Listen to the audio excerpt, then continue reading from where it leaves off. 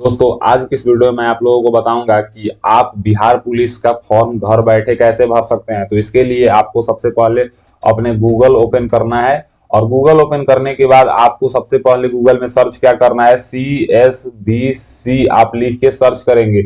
अब जैसे ही आप CSBC लिख के सर्च करेंगे ना, तो आपके सामने एक नया इंटरफेस कुछ इस तरह का खुल के आएगा, जिसमें आपको csbc.bihar.nic.in ये आपको दिखाएगा। तो इसके ऊपर आपको सिंपली क्या करना है कि क्लिक कर देना है। अब जैसे ही आप इसके ऊपर क्लिक करेंगे तो यहाँ पे आपको बिहार पुलिस का सेक्शन मिलेगा, बिहार फायर सर्विस, बहुत ही यहाँ पे 4-5 रंग का सेक्शन मिलेगा, जिसमें आपको यहाँ पे 19/6/2023 को अगर आप देखिएगा तो यहाँ पे एक ऑनलाइन एप्लीकेशन का यहाँ पे सेक्शन मिलेगा। इसके ऊपर आपको क्लिक करना है। अब जैसे ही आप ऊपर क्लिक करेंगे तो आपके सामने ओके का सेक्शन आएगा, उसके ऊपर आपको क्लिक करना है। उसके ऊपर क्लिक करने के बाद आपके सामने यहाँ पे new registration, fill application form और व्यू एप्लीकेशन रजिस्ट्रेशन का ऑप्शन आएगा। तो सबसे पहले आपको क्या करना है ना कि रजिस्ट्रेशन के ऊपर क्लिक करना है। अब जैसे ही आप रजिस्ट्रेशन के ऊपर क्लिक करेंगे ना, तो यहाँ पे हिंदी या इंग्लिश में दो लैंग्वेज में सबसे पहले आपको इंस्ट्रक्शन मिलेगा। तो आप अपने अकॉर्डिंग जो भाषा आपको अच्छी लगती है वो आप रहने दीजिएगा। रहने देने के बाद आपको सबसे पहले क्या है ना कि आवेदक का नाम आप अगर देखिएगा तो आवेदक का नाम मैट्रिक के समक्ष प्रमाण पत्र के अनुसार होना चाहिए और यहाँ पे राष्ट्रीयता केवल भारतीय नागरिक होना चाहिए, मोबाइल नंबर वैध होना चाहिए, ईमेल आईडी वैध होना चाहिए। ये सब इंस्ट्रक्शन में बताया गया है कि आप लोग को ये सब पढ़ लेना है ताकि कोई आपको दिक्कत ना हो। आरक्षण की कोटि केवल और केवल बिहार के लोगों को ही मिल सकता है। लिंग पुरुष, महिला, ट्रांसजेंडर तीनों लोग आवेदन दे सकते हैं। और यहाँ पे अगर हम बात करें तो सामान्य कोटि के लोग 18 से 25 साल, ईडब्ल्यूएस के लोग 18 से 25 साल, बीसी ईबीसी के लोग 18 से 27 साल और एससी एसटी से 18 से 30 साल तक आवेदन दे सकते हैं। ये इसका इंस्ट्रक्शन है। आप लोग इस इंस्ट्रक्शन को अगर पढ़ना चाहें तो पढ़ सकते हैं, या अगर आप यहाँ पे देखिएगा तो इंस्ट्रक्शन में आपको ये भी बताया गया है कि अगर आप जैसे अगर आपका बिहार में डोमिसाइल नहीं है तो आपको 675 रुपए का पेमेंट करना है। पुरुष हैं तो, महिला हैं तो भी 675 रुपए, और यहाँ पे अगर जनरल में है और बिहार से है तो 675 रुपए का पेमेंट करना है। लेकिन महिला को 180 रुपए का, ईडब्ल्यूएस को 675 रुपए का पेमेंट करना है, ईबीसी बीसी को 675 रुपए का पेमेंट करना है, एससी एसटी को 180 रुपए का पेमेंट करना है, और बिहार के राज्य के ट्रांसजेंडर को 180 रुपए का पेमेंट करना है। इसको आप देख लीजिएगा और देखने के बाद यहाँ पे घोषणा पे आपको टिक करना है और टिक करने के बाद यहाँ पे proceed to registration and payment पे आपको क्लिक करना है। देखिए ये फॉर्म भरने में सबसे पहले आपको पेमेंट ही करना है, यानी कि सबसे पहले थोड़ा कुछ बेसिक डिटेल्स भरना है और आपको पेमेंट करना है। अब बेसिक डिटेल्स की बात करें तो आपको यहाँ पे सबसे पहले यहाँ पे देखिएगा तो पोस्ट अप्लाइड फॉर, तो यहाँ पे आपको कांस्टेबल रहेगा। और यहाँ पे एप्लीकेशन नेम, तो एप्लीकेशन नेम में यहाँ पे फर्स्ट नेम में आपको अपना फर्स्ट नेम डालना है, मिडिल नेम में मिडिल नेम डालना है, सरनेम में लास्ट नेम डालना है। जैसे अगर आपका नाम ऋतिक कुमार झा या ऋतिक कुमार सिंह हुआ, अगर मान लीजिए आपका नाम ऋतिक कुमार सिंह है तो यहाँ पे फर्स्ट नेम में ऋतिक और मिडिल नेम में कुमार और लास्ट नेम में यानी कि सरनेम में सिंह डालेंगे। अगर केवल नाम ऋतिक कुमार है तो फर्स्ट नेम में और सरनेम में डालेंगे। और यहाँ पे सिलेक्ट एप्लीकेशन नेशनलिटी, तो यहाँ पे एक ही ऑप्शन आएगा इंडियन, आपको इंडियन सेलेक्ट कर लेना है। फिर यहाँ पे आपको अपने मोबाइल नंबर डालना है, यहाँ पे एप्लीकेंट मोबाइल नंबर डालने के बाद आपको यहाँ पे क्या करना है ना कि इंटर ईमेल एड्रेस, आपको अपना ईमेल आईडी यहाँ पे डालना है। ईमेल आईडी डालने के बाद आपको यहाँ पे क्या है ना कि आपसे पूछेगा कि are you domicile of Bihar state, क्या आप बिहार राज्य के मूल निवासी हैं। तो अगर आपके पास बिहार राज्य का मूल निवासी है, यानी कि बिहार राज्य के आप मूल निवासी हैं, फॉर्म अप्लाई कर रहे हैं, तो यहाँ पे यस पे क्लिक कीजिएगा, नहीं तो आप यहाँ पे नो पे क्लिक कर दीजिएगा। लेकिन जैसे ही आप नो पे क्लिक करेंगे ना तो यहाँ पे आप जनरल कैटेगरी में आ जाएंगे, आप कोई भी रिजर्वेशन कोटा का लाभ नहीं ले सकते हैं। तो हम बिहार राज्य के मूल निवासी हैं तो हम यहाँ पे यस पे क्लिक करेंगे। यस पे क्लिक करने के बाद आपको करना क्या है ना कि सिंपली यहाँ पे आपको अपना कैटेगरी बताना है, जैसे कि आप जनरल से हैं कि ईडब्ल्यूएस से हैं कि ईबीसी के हैं कि बीसी हैं कि एससी हैं कि एसटी हैं।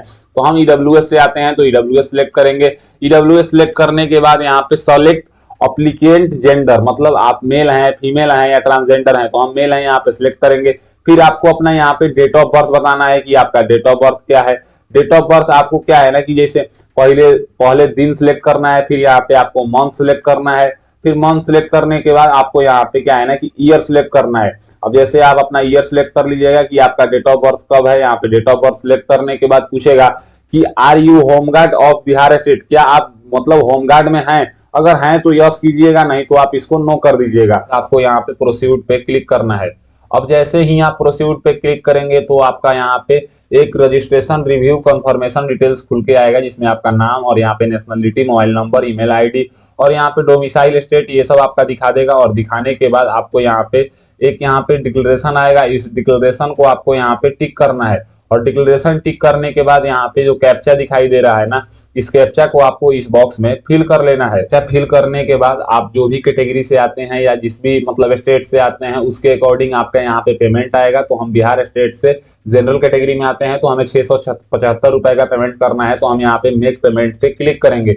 अब जैसे ही हम मेक पेमेंट पे क्लिक करेंगे तो बोलेगा have you verify the details, तो हम यहाँ पे ओके पे क्लिक करेंगे। फिर पूछेगा are you sure, do you want to submit the details, हम यहाँ पे ओके पे क्लिक करेंगे।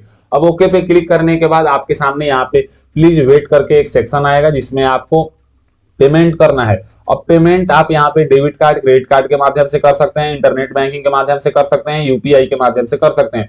तो हम यहाँ पे यूपीआई सिलेक्ट करेंगे। यूपीआई में दो माध्यम है, यहाँ पे यूपीआई आईडी डाल के सिलेक्ट पेमेंट करेंगे या यूपीआई क्यूआर कोड डाल के करेंगे। तो हम क्यूआर कोड के माध्यम से करेंगे। पेमेंट करने के बाद आप डायरेक्ट रिडायरेक्ट होके यहाँ पे आ जाएंगे, जहाँ पे आपको एक रजिस्ट्रेशन नंबर जनरेट होके आ जाएगा और यहाँ पे आपका बेसिक डिटेल्स दिखा देगा, जैसे कि यहाँ पे आपका नाम और नीचे ये सब दिखा देगा। तो यहाँ पे आपको दो ऑप्शन है, यहाँ पे click here to download payment receipt, तो हम यहाँ पे इस पे क्लिक करेंगे और क्लिक करने के बाद ना सबसे पहले हम अपना पेमेंट रिसिप्ट सेव कर लेंगे। पेमेंट रिसिप्ट को आपको डाउनलोड करके अपने मतलब पीसी में या आप अपने मोबाइल फोन में सक्सेसफुली सेव रख लीजिएगा, ताकि कोई आपको भविष्य में जरूरत पड़े तो आपको काम दे सके। उसके बाद यहाँ पे आपको प्रोसीड टू फिल एप्लीकेशन पे क्लिक करना है। अब जैसे ही आप प्रोसीड टू फिल एप्लीकेशन पे क्लिक करेंगे तो बोलेगा are you ready with education details, address details, तो हम यहाँ पे इसको ओके पे क्लिक करेंगे। जैसे ही हम ओके पे क्लिक करेंगे तो हमारे सामने एप्लीकेशन फॉर्म भरने से पहले एक इंस्ट्रक्शन खुल के आएगा, जिसमें आपकी पूरी इन्फॉर्मेशन दी हुई है। इसको आप एक बार अच्छे से रीड कर लीजिएगा और रीड करने के बाद ही आप इसको एप्लीकेशन फॉर्म भरिएगा। तो यहाँ पे आपके डिक्लेरेशन पढ़ लीजिएगा और पढ़ने के बाद क्या है ना कि आपको यहाँ पे डिक्लेयर कर देना है। डिक्लेयर करने के बाद यहाँ पे proceed to fill application form पे आपको क्लिक कर देना है।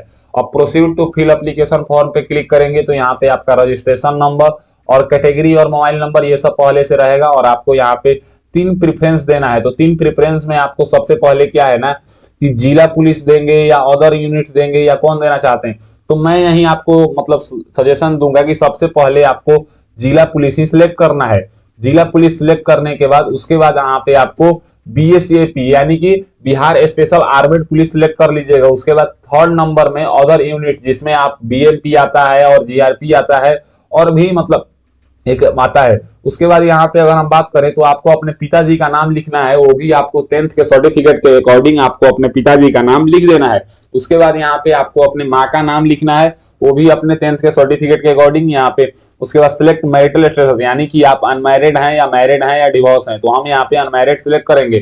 फिर यहाँ पे आधार नंबर ऑप्शनल है, आप डाल भी सकते हैं, इसको छोड़ भी सकते हैं। तो अगर आपका मन करे तो आप डाल लीजिए, नहीं तो आप इसको छोड़ सकते हैं।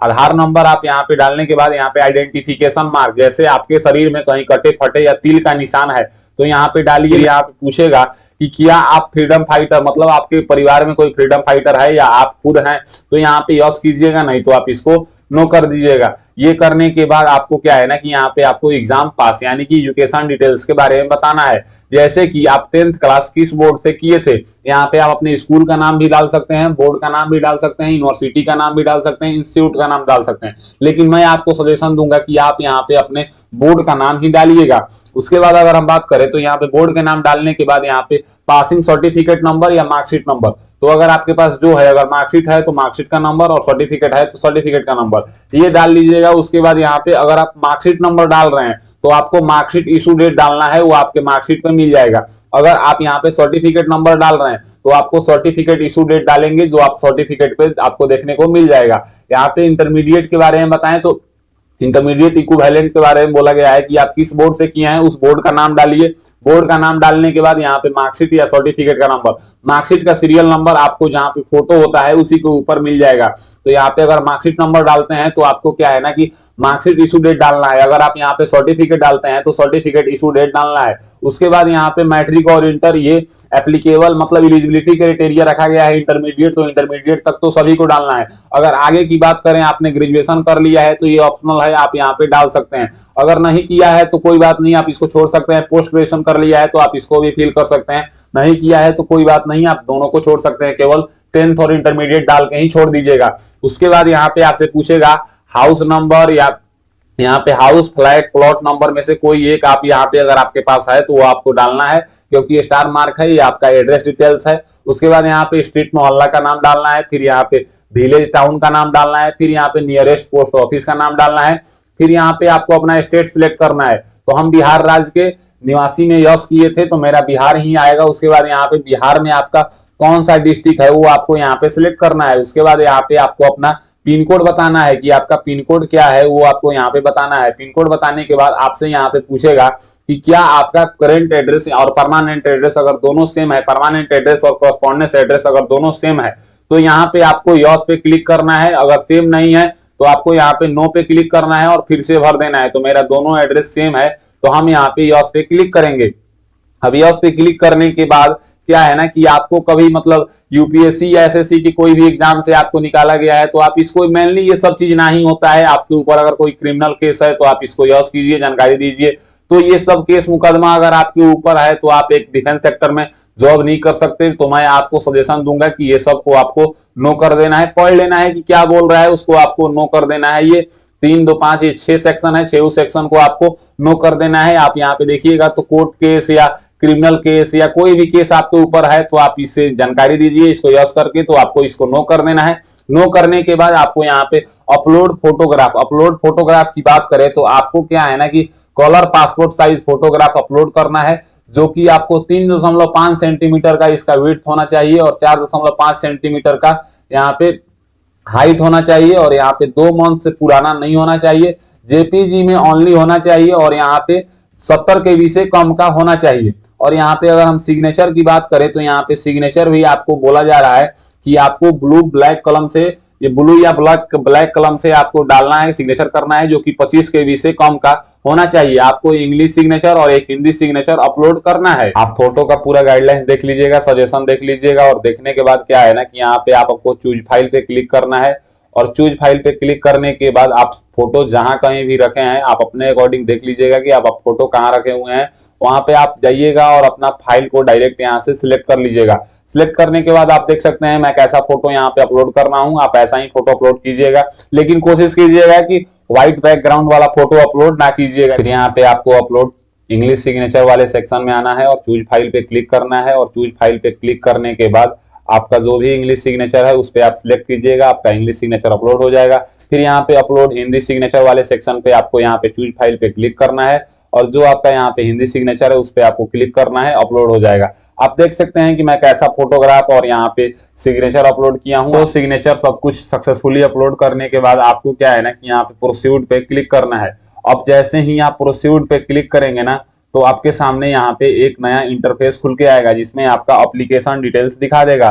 जैसे कि यहाँ पे आपको ऊपर ही अगर आप पढ़ेंगे तो लिखा है कृपया अपने द्वारा भरे गए पंजीकरण फॉर्म का विवरण अच्छी तरह से जांच लें, क्योंकि इसमें एडिट का ऑप्शन नहीं है। अगर आपको एडिट करना है तो आपको कैंसिल रजिस्ट्रेशन करके फिर से फॉर्म भरना पड़ेगा। आप यहाँ पे देख सकते हैं आपका रजिस्ट्रेशन नंबर और यहाँ पे आपने जो भी पोस्ट प्रेफरेंस दिया है, मैंने सबसे पहले डिस्ट्रिक्ट पुलिस दिया हूँ। आप लोग भी को आप सजेशन दूंगा कि आप डिस्ट्रिक्ट पुलिस दीजिए, उसके बाद बीएसएपी दीजिए, उसके बाद अदर यूनिट दीजिए, उसके बाद आपका नाम, डेट ऑफ बर्थ और यहाँ पे जेंडर और यहाँ पे category, mobile number, email ID, पिताजी का नाम, माँ का नाम और यहाँ पे मैरिटल स्टेटस और यहाँ पे आपका 10th 12th का डिटेल्स, ये सारा डिटेल्स आपको खुल के आ जाएगा। इसको आप एक बार अच्छे से मिला लीजिएगा, फोटो सिग्नेचर सब कुछ आप देख लीजिएगा। देखने के बाद आपको क्या है ना कि यहाँ पे जो घोषणा है इसको आपको टिक कर देना है और टिक करने के बाद यहाँ पे जो कैप्चा दिखाई दे रहा है ना, इस कैप्चा को आपको इस बॉक्स में फिल कर लेना है।